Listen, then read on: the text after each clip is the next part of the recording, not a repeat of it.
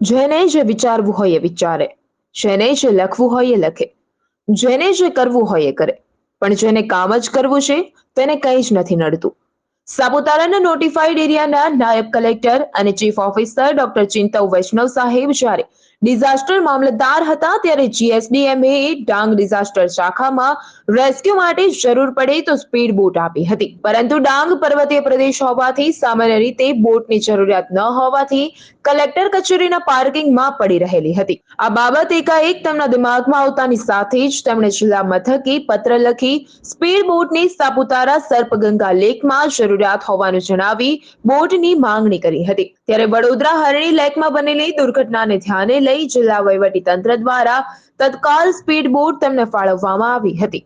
સાપુતારા લેકમાં માત્ર હલેસાથી ચાલતી બોટ અને પેડલ બોટથી ચલાવવામાં આવે છે. ત્યારે હવે જો દુર્ઘટના સર્જાય તો બચાવ કાર્ય માટે હલેસાવાળી બોટની મદદથી ઝડપથી પહોંચવું એ અશક્ય છે. આવા સમયે સ્પીડ બોટ કામ લાગે એ સ્વાભાવિક છે. ત્યારે આજરોજ ડોક્ટર ચિંતવ વૈષ્ણવ દ્વારા બોટિંગ સ્ટાફને સ્પીડ બોટ ચલાવવાની તાલીમ આપવામાં આવી હતી. અકસ્માતો એક્ટ ઓફ ગોડની વ્યાખ્યામાં આવતા હોય છે, પરંતુ કેટલાક અકસ્માતો માનવ સર્જિત ગફલતોને કારણે પર સર્જાઈ શકે છે.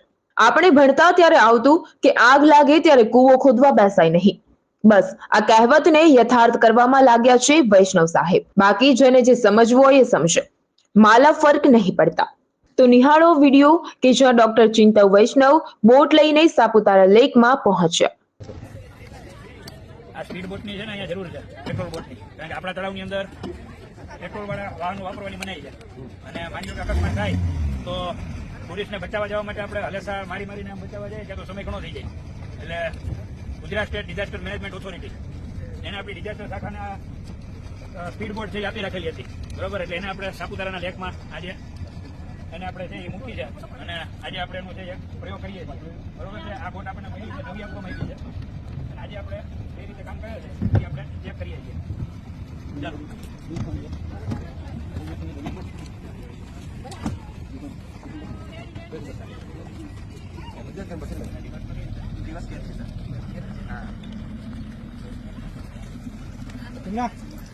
तुम्हें पहले साइड ये तुम्हें तिकडून बस